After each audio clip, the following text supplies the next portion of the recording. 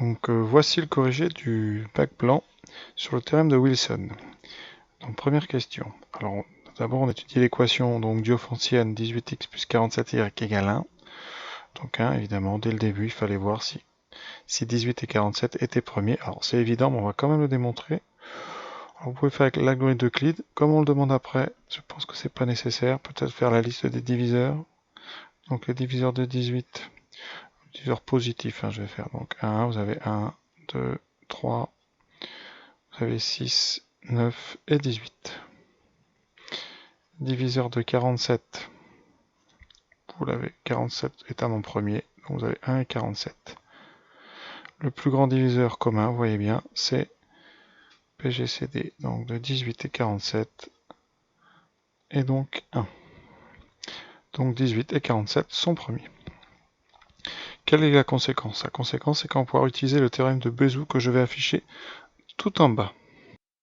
Donc, que dit le théorème de Bézout? Donc, si on prend deux entiers premiers entre eux, donc ici ça sera 18 et 47, alors dans le théorème c'est une équivalence, et moi je vais utiliser le sens de gauche à droite, donc, alors, il va exister, donc avec le symbole, il existe donc U et V entiers,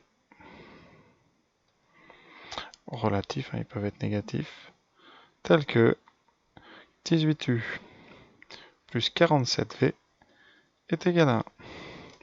Conséquence, j'ai oublié le V, conséquence, le couple UV en question est une solution de l'équation E. On vient de répondre à la première question, on a bien au moins une solution. Voilà. Donc voilà la question 2 que j'ai déjà rédigée, c'est l'algorithme d'Euclide, ici. Et après j'ai fait ça remonter. Alors j'ai indiqué en couleur le moment ici où j'utilisais en fait chaque nombre. Là vous voyez le 3 en rouge, j'utilise à ce moment-là le fait que 3 ici vaut 7 moins 4 et petit à petit.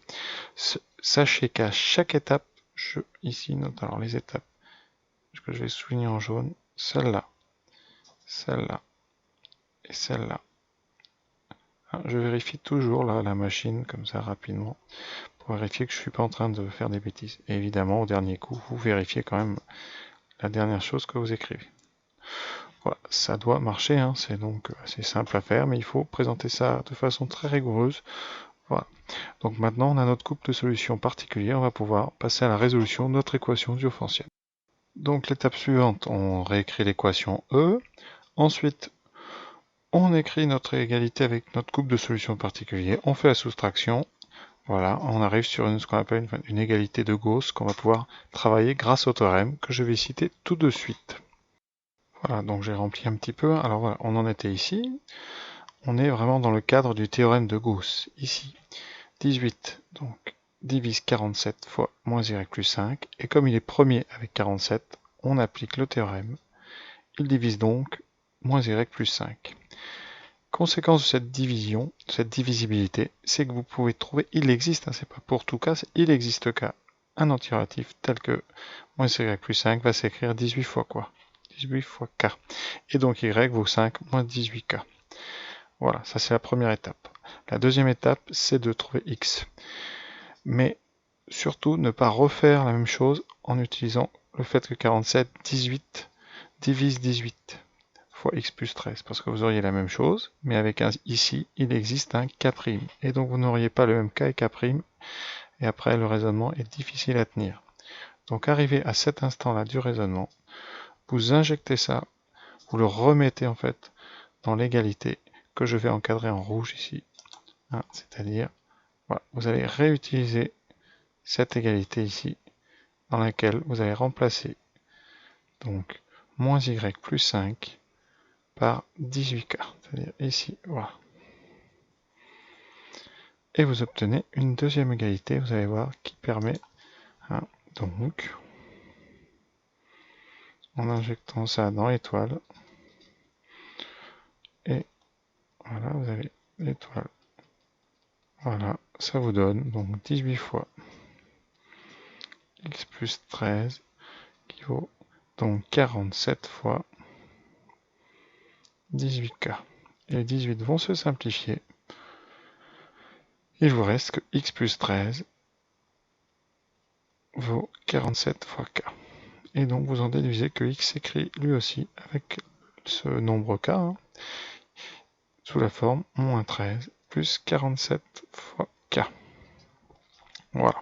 À cette étape du raisonnement, nous n'avons pas encore démontré grand-chose. Nous avons juste démontré qu'il existait une valeur de k pour l'instant, c'est-à-dire que vous avez en fait trouvé la forme possible des solutions. Reste maintenant à vérifier que tous les couples qui s'écrivent comme ça sont solutions. C'est la deuxième partie du raisonnement qu'on pourrait appeler la réciproque, hein, ou une sorte de vérification que je vais faire tout de suite. Voilà, j'ai déjà rédigé toute la démonstration, hein.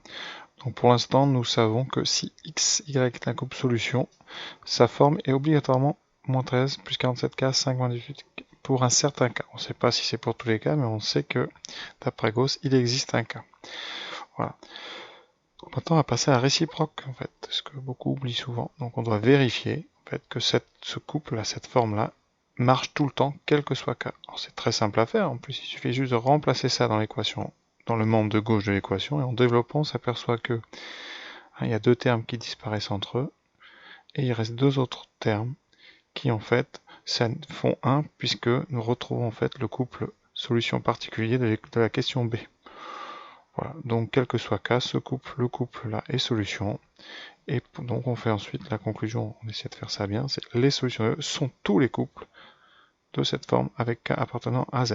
Voilà, comme ça il n'y en a pas d'autres, et on les a tous. Donc voilà comment il fallait rédiger ça à peu près. Donc passons à la question D. Voilà donc la question D.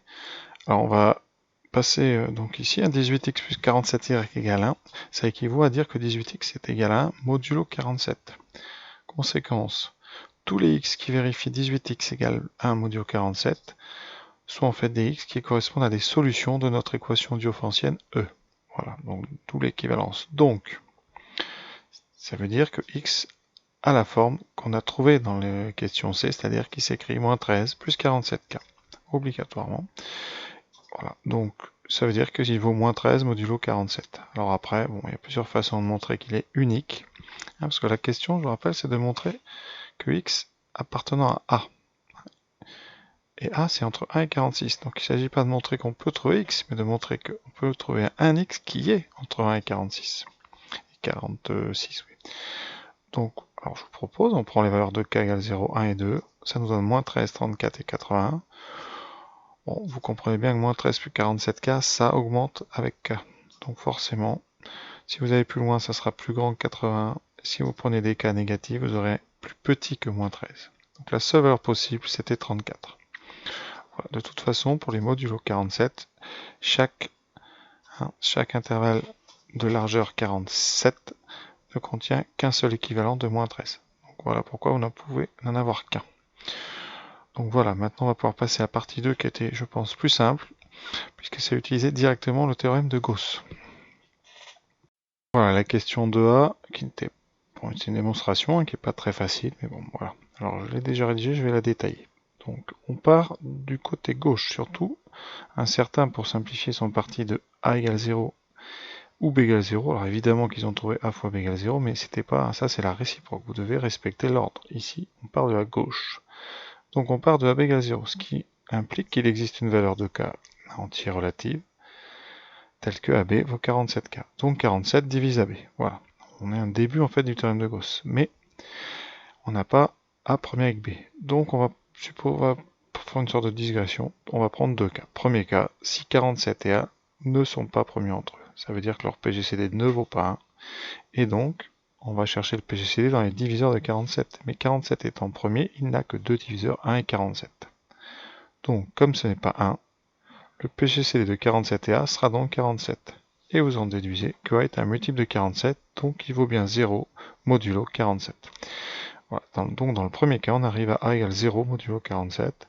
Maintenant, deuxième cas, si le PGCD vaut 1, alors on est directement dans le cadre du théorème de Gauss, puisque 47 divise AB, 47 et A sont premiers entre eux, et j'applique le théorème qui me dira que dans ces cas-là, 47 divise B. Et comme 47 divise B, B est donc un multiple de 47, il vaut donc 0 modulo 47. Nous avons donc prouvé que si AB vaut 0 modulo 47, alors soit A ou soit B vaut 0 modulo 47. Voilà. Passons maintenant à la question 2b qui était beaucoup plus facile, à condition de penser à passer le 1 du côté gauche. Donc c'est très simple, on part évidemment du côté gauche, puisqu'on monte si a carré égale 1, donc ne partez encore une fois pas de l'autre côté, ça serait la réciproque. Donc on prend a carré égale 1 modulo 47, on transforme par équivalence, on met donc a carré moins 1 égale 0, c'était ça l'idée. Et on factorise a carré moins 1, qui donne 1 moins 1 fois plus 1, ça on a toujours le droit. Voilà. Et on applique la question précédente. Le A-1 jouant le rôle de A et le A plus 1 jouant le rôle de B, comme j'indique ici. Et donc, on en déduit, ce qu'on en a déduit juste avant, que A-1 vaut 0, que A plus 1 vaut 0. Et donc, A égale 1 ou moins 1. À la question A, on montre juste que si un produit de deux facteurs est nul modulo 47, l'un des deux facteurs est nul modulo 47. Et vous avez factorisé, vous avez vos deux facteurs qui modulo 47 donnent 0. Donc, l'un des facteurs est nul. Cette propriété qui ressemble au produit de facteurs est nul si l'un des facteurs est nul. Sauf que ça ne marche pas toujours avec les congruences. Ici, ça marche parce que 47, on l'a démontré, et ça marche surtout parce que 47 est premier. Voilà donc cette question 2b qui n'était pas si dure que ça, mais bon, effectivement, il fallait penser à passer ce 1 de l'autre côté. Par soustraction, évidemment. Donc passons aux questions 3. 3a, difficile à rédiger, mais bon. Voilà une question assez évidente et donc difficile à montrer. Donc je crois qu'on pouvait passer par montrer en fait que le PGCD valait 1. Alors tout simplement, on dit que les diviseurs de 47 positifs, c'est donc l'ensemble 1, 47, puisque 47 est premier. 47 est premier, mais on l'a déjà dit. Donc 47 est premier. Comme P est entre 1 et 46, les diviseurs de 47 et de P sont donc inclus dans les diviseurs de 47, c'est-à-dire dans 1, 47.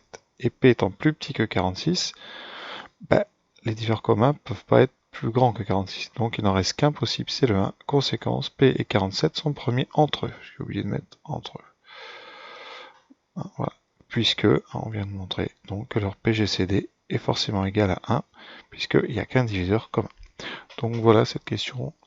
Donc maintenant on passe à la question B, un peu longue à lire, mais pas si difficile que ça. Voilà, donc la question 3b.